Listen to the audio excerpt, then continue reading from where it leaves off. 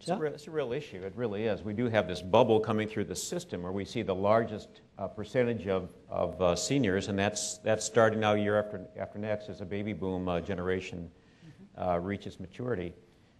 There are ways to offset some of that. Technology is one of those, and it is not just a promise. It really is here now, and it's huge.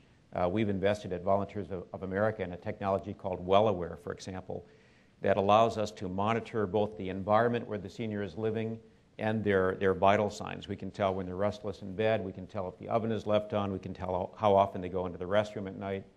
And then the system creates a pattern for that individual and notifies a healthcare professional when that pattern is broken.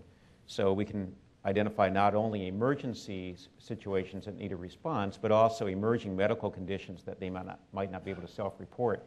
I think technology like that will help us to minimize the amount of hands-on caregiving that we have had in the past. I won't eliminate it, and there's still a real demographic concern here, but it will help. I think dealing with, and this whole personal responsibility question is a tricky one too.